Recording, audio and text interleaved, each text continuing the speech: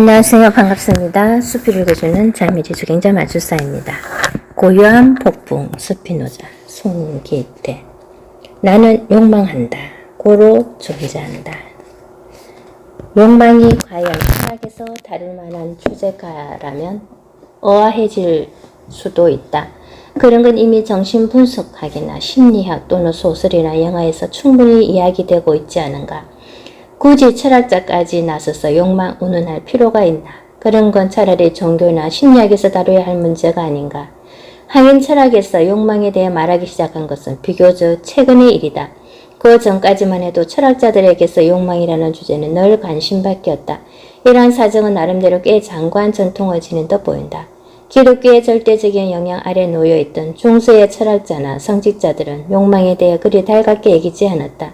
이들에게서 욕망은 언제나 신앙과 이성에 비해 부차적인 의미만 지닐 뿐이었다. 그것은 인간으로 하여금 신의 뜻에서 벗어나게 만드는 악의 원천과도 같았고, 사람들이 욕망에 대해 말할 때조차 그것은 탐욕이나 성욕이라는 말과 동의어로 쓰였다. 이들에게 중요한 것은 욕망에 사로잡힌 인간 자신을 도덕적, 종교적으로 끊임없이 정화시켜 나가는 것이었다. 욕망에 대한 이 같은 태도는 근대에 들어와서도 크게 달라지지 않는다. 정념론을 쓴 데카르트는 인간의 욕망을 단지 동물적인 정기에 지나지 않는다고 얘기했다. 인간 신체에 깃든 동물적 본성은 정신의 통제 아래 놓지 않으면 그것이 대체 무슨 일을 부릴지 아무도 모르는 것이다. 우리는 데카르트를 통해서도 중세로부터 내려오는 동일한 메아리를 듣게 된다. 여러분, 욕망을 그냥 내버려 두어서는 절대 안 됩니다. 그것은 인간을 타락시키는 사악한 것입니다. 그렇다면 사람들이 그토록 단지해 마지 않던 욕망이란 대체 어떤 것일까? 우리가 스피노자에게 주목하는 것은 바로 이 부분이다. 그는 이렇게 주장한다. 욕망에 대해 선하다거나 악하다고 단정하기에 앞서 무슨 욕망이란 것이 무엇인지 이해해야 하지 않겠습니까? 이제까지 사람들은 욕망에 대해 겉으로 비난해왔지만 정작 누구도 인간의 정서와 욕망에 대해서 제대로 규명한 적은 없었다는 것이다. 에티카 3부부로 욕망에 대해 도덕적이고 종교적인 잣대로 폄하하기에 앞서 우선 욕망이 무엇이며 그것이 어떤 본성을 지니는지를 아는 것이 급선무 아닌가. 여기서 스피노자는 욕망에 대한 전통적인 견해들과는 전혀 다른 방식으로 접근한다. 욕망은 단순히 심리적 현상도 아니며 종교적이고 도덕적 차원에서 단죄되어야 할 성질의 것도 아니다. 놀랍게도 그는 인간의 정서에 대해 선, 면, 물체를 다 다루는 것처럼 즉 기하학적 방식으로 취급하겠다고 밝힌다. 욕망이란 그 자체로 선하거나 악하지 않으며 초자연적인 현상도 아니다. 자연 안에는 자연의 법칙을 벗어나는 그 어떤 것도 일어날 수 없다. 왜냐하면 인간의 욕망이라는 것도 모든 자연 만물이 따르는 동일한 자연 법칙에서 생겨나기 때문이다. 스피노자는 욕망에 대한 매우 흥미로운 탐사를 기획한다. 대체 욕망이란 어떤 것인가? 욕망은 과연 사악한 것일까? 그것은 동물적인 본성이므로 이성과 도덕으로 굴복시켜야 하는 것일까? 그는 우리에게 인간 욕망이 갖는 새로운 면모를 낱낱이 드러내준다. 코나투소 욕망에 대한 저주를 넘어서다. 데카르트에서 유명한 나는 생각한다, 고로 존재한다는 명제는 우리에게 참으로 많은 생각을 하게 한다. 왜냐하면 우리가 많이 생각할수록 더 확실하게 존재할 수 있을 테니까. 생각을 멈춘 인간은 더 이상 존재할 수 없는 것이다. 데카르트의 추론은 이랬다. 우리가 존재한다는 것을 어떻게 확인할 수 있는가? 지금 이 순간에도 나는 생각하고 있다. 하지만 생각하고 하는 나 자신이 존재하지 않는다면 나는 결코 생각할 수 없을 것이다. 따라서 내가 생각한다면 내가 존재한다는 사실만큼은 분명하다. 따라서 나는 생각한다. 고로 존재한다. 하지만 데카르트의 이런 논리에는 일종의 문법적 마술이 숨겨져 있다. 나는 생각한다를 다른 말로 바꿔보자. 나는 밥을 먹는다. 밥을 먹는 내가 존재하지 않는다면 나는 결코 밥을 먹을 수가 없을 것이다. 따라서 내가 밥을 먹는다면 내가 존재한다는 사실만큼은 틀림없다. 따라서 나는 밥을 먹는다. 고로 존재한다. 어디 밥을 먹는 것뿐일까? 나는 웃어도 존재하며 걸어도 존재한다. 물론 내가 생각을 해도 당연히 나는 존재한다. 데카르트가 보여준 마술은 싱겁게 그 비밀이 탄로난 셈이다. 너는 차라리 이렇게 말하는 게 더 낫지 않을까? 나는 활동한다. 고로 존재한다. 결과에 어찌됐든 데카르트의 이런 시도는 생각하는 인간, 인간의 정신을 인간 존재의 근본적인 규정으로 삼기 위한 것이었다. 인간들이 느끼는 감각이나 정서 그리고 욕망마저도 모두 정신에 의해 지배되어야 한다는 그의 생각에는 흔들림이 없었다. 오직 정신만이 인간을 인간일 수 있도록 만들어주는 진정한 근거라는 것이다. 하지만 스피노자는 데카르트의 이러한 주장에 반론을 제기한다. 정신이 어떻게 신체를 능가할 수 있단 말인가? 신체 없는 인간이 과연 생각할 수 있으며 신체가 어떻게 정신의 명령에 의했으면 움직인단 말인가? 과연 갓난아기가 자유의지대로 젖어달라고 부르고 겁쟁이가 자유의지대로 도망치고 싶어 하는가? 몸이 피곤하면 정신도 몽롱해지며 배가 고프면 음식을 먹어야겠다는 생각이 들게 마련이다. 맛있던 음식도 배가 부르면 더 이상 맛있게 느껴지지 않는다. 이처럼 인간의 정신은 신체 상태에 따라 끊임없이 변하는 것이다. 따라서 스피노자는 인간의 정신이 신체를 지배한다는 데카르트의 주장을 정면으로 반박한다. 정신과 신체 가운데 어느 하나가 다른 하나를 지배하지 않으며 이들은 모두 동일한 자연의 법칙을 따르고 있을 뿐이라는 것이다. 여기서 인간의 정신과 신체가 공통으로 따르는 법칙이란 어떤 것일까? 스피노자는 이를 힘 또는 능력으로 규정한다. 신체에서 일어나는 충동이나 정신의 의지 모두가 동일한 힘 또는 능력에 의해 발생한다는 것이다. 존재하는 모든 것은 이미 특정한 힘을 표현하고 있다. 그들에게서 표현되는 힘이 다름 아닌 욕망이라는 것이다. 따라서 인간의 정신과 신체는 각기 다른 방식으로 사유와 연장의 속성으로 동일한 힘 또는 욕망을 표현하고 있다. 우리가 생각하는 것도 걷는 것도 모두가 힘의 표현이자 욕망의 표현이다.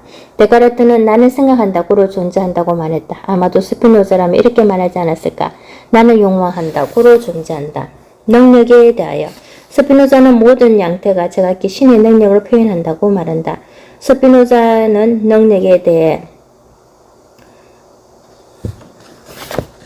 모든 사물이 지니는 내적이고 잠재적인 힘을 뜻한다. 모든 사물이 존재하거나 활동하기 위해 반드시 존재되어야 하는 힘이다. 존재하거나 활동할 수 없는 것이 따라서 이러한 힘은 곧 사물의 본질이다. 한편 사물들이 지니는 특정한 변종 능력을 뜻한다. 그래서 현실 속에서 구체화되고 대상화될 수 있는 힘으로서 어떤 특정한 방식으로 실현 가능한 객관적인 힘이라 할 수 있다. 다른 대상을 지배하거나 통제할 수 있는 법적, 정치적 힘이 여기에 속한다고 할 수 있다. 전기를 예를 들어보자. 전기는 어디에나 흐르고 있다. 옷에 머리카락이 달라붙거나 자동차 문자가 열 때마다 우리는 전기의 존재를 확인한다. 이는 전기가 갖는 내적이고 잠재적인 힘을 나타낸다. 한편 전기는 때로 전등의 불빛이 되기도 하고 선풍기 바람이 되기도 한다. 이는 전기가 특정한 방식으로 변용된 것이라 할 수 있다. 이처럼 전기는 어디에서나 내적 잠재적 힘으로 자신을 표현하지만 또한 특정한 방식으로 변용되는 힘을 표현하기도 한다. 흔히 사람들은 능력에 대해 자기 재량껏 무언가를 마음대로 사용하거나 처분할 권한으로 권력을 떠올린다. 그런 의미라면 아마도 중세시대의 왕이나 군주가 가장 많은 능력을 보유한 사람이었을 것이다. 땅도 가축도 심지어 농민들까지도 왕을 소유했고 왕이 명령하는 말 한마디 한마디는 누구도 거스를 수 없는 일종의 법이었기 때문이다. 오직 왕만이 가질 수 있었던 이런 배타적 권한이야말로 다름 아닌 왕의 권력일 것이다. 뿐만 아니라 왕은 자기 권한의 일부를 신하들이나 영주에게 할당할 수 있었다. 그들은 왕의 권위를 내세우며 왕을 대신하여 백성을 다스렸다. 하지만 스피노자가 말하는 능력은 왕이 지닌 권한처럼 나누어 주거나 그러할 수 있는 것이 아니었다. 스피노자가 모든 양태가 신의 능력을 표현한다고 말할 때 이는 우선 양태들이 존재하고 활동하는 능력을 의미했다. 우리가 이런저런 능력을 갖는다 하더라도 우리 자신이 존재하지 않는다면 아무 소용이 없기 때문이다. 모든 능력에 존재되는 것은 그 자신이 존재하고 활동할 능력이다. 그래서 어떤 사물이 존재한다면 이미 그 사물이 자신의 능력을 표현하고 있는 것이 된다. 반대로 존재하지 않는 사물들은 당연히 아무런 능력도 표현하지 못하게 된다. 표현되지 않는 힘은 더 이상 힘이 아니기 때문이다. 존재할 수 없는 것은 무능력이고 반대로 존재할 수 있는 것은 능력이다. 따라서 이러한 능력은 왕의 권한처럼 우리가 소유하거나 임의로 양도하는 것 자체가 불가능하다. 세상에 어느 누가 자신이 원하는 날짜에 태어날 수 있을까? 슈퍼맨으로 태어나고 싶다고 해서 그렇게 태어난 사람은 우리는 아직 만나보지 못했다. 마찬가지로 우리는 자신의 능력을 다른 사람에게 양도할 수도 없다. 어느 누구도 다른 사람 대신 존재할 수 없는 것이다. 암기력이 떨어지는 친구를 위해서 대신 이어줄 수도 없고 배고픈 사람을 위해서 대신 식사를 해줄 수도 없다. 그래서 우리는 아쉽게도 내 목까지 살아달라는 사람의 유언만큼은 들어줄 수가 없는 것이다. 앞에서도 확인한 사실이지만 인간을 비롯한 모든 자연의 산물들은 외적 원인에 따라 자신의 운명이 결정되는 유한한 존재들이다. 따라서 이들은 영원히 존재할 수 없고 언젠가 자신의 존재를 이룰 수밖에 없다. 그러면 양태들이 존재할 수 있었던 힘은 어디서 온 것일까? 그러한 힘은 양태들 자신에게서 나온 것이 아니라 신에게서 부여받은 것이다. 왜냐하면 오직 신만이 필연적으로 영혼이 존재하며 거기에는 무한한 실존 능력이 속하기 때문이다. 따라서 모든 자연 만물을 존재하고 작용하게끔 하는 능력은 다름 아닌 신의 능력이다. 신의 능력이 무한하다고 해서 그것을 어마어마하게 거대한 힘으로 여길 필요는 없다. 그것은 만물을 생성하고 움직이게 하는 역동적이고 능동적인 힘을 가리킨다. 자연은 우리가 상상하기조차 어려울 만큼 무궁무진한 방식으로 자신을 표현한다. 우리가 대자연의 풍요로움에 놀라며 감탄하는 것도 온 우주의 강활함에 경이로워하는 것도 모두가 신의 능력이 갖는 무한함에서 기인하는 것이다. 그것은 양쪽으로 무한할 뿐만 아니라 질적으로도 무한하게 표현되는 힘이다. 이를 다른 식으로 정리한다면 신은 자신의 무한한 능력을 무한히 다양한 속성들로 표현한다고 할 수 있다. 그렇게 표현된 결과가 바로 양태라는 것이다. 따라서 신의 능력은 무한히 다양한 양태들을 생성시키고 활동하도록 만드는 능동적 힘이다. 여기서 말하는 신의 능력은 변용 능력이다. 모든 양태는 실제의 무한한 변용으로서 제각기 고유한 변용 능력을 지니고 있다. 스피노자는 사물들에 대해 외적 유사성만을 가리키는 보편 개념이나 추상 개념으로 구분하지 않고 그들에게 속한 고유한 변용 능력에 따라 구분한다. 나무의 변용 능력이 다르고 돌의 변용 능력이 다르다. 또 개구리와 새의 변용 능력이 다르다. 양태가 무한히 다양하게 존재한다는 것은 그들이 신의 변용 능력을 제각기 무한한 방식으로 표현했다는 것을 의미한다. 이러한 능력은 신의 입장에서 볼 때 신 자신의 능력이지만 양태들의 입장에서 그것은 그들 자신의 고유한 능력이기도 하다.